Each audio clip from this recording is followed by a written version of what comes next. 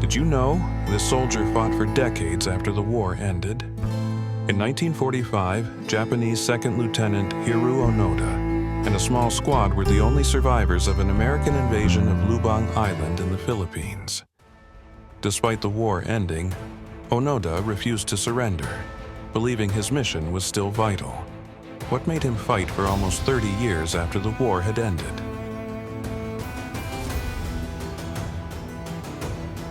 Fighting a war that had already ended. Living off the land, Onoda and his men conducted guerrilla attacks against the local population, convinced the war was ongoing. For nearly 3 decades, they evaded capture, launching surprise attacks and stealing supplies from local farms. Their elusive presence turned them into legends among the locals. A last-minute change of orders.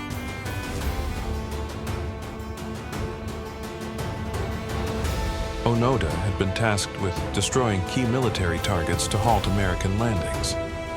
But last-minute changes in his orders led to the Americans easily capturing Lubang Island in 1945. Left behind, Onoda and his men continued their mission, unaware that the war was over.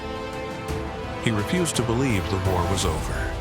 Despite finding newspapers and hearing broadcasts, Onoda dismissed them as enemy propaganda. He was bound by Bushido, the way of the warrior. His orders were to never surrender, and he followed them to the letter. One by one, they were gone. Over time, Onoda's squad dwindled.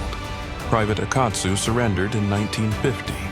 Corporal Shimada was killed in 1954, and Private Kozuka in 1972. Each loss weighed heavily on Onoda, but he persisted, believing he was fighting alone. The myth of Hiroo Onoda, declared dead by the Japanese government in 1959, Onoda became a legend.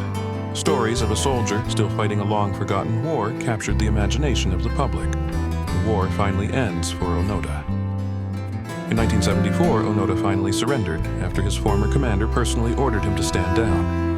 His war had lasted 29 years longer than anyone else's. For Onoda, the realization that his struggle had been in vain was both heartbreaking and liberating. A hero's welcome.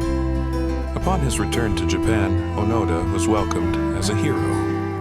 His loyalty and perseverance were celebrated, but he found modern life overwhelming after so many years in the jungle. He even wrote a memoir titled No Surrender, a testament to his unyielding spirit. Teaching survival skills and philosophy. In his later years, Onoda devoted himself to teaching young people resilience and survival skills. He founded the Onoda Nature Camp, where he shared lessons learned from decades in the wild, stressing that nature teaches us about our true selves and our purpose,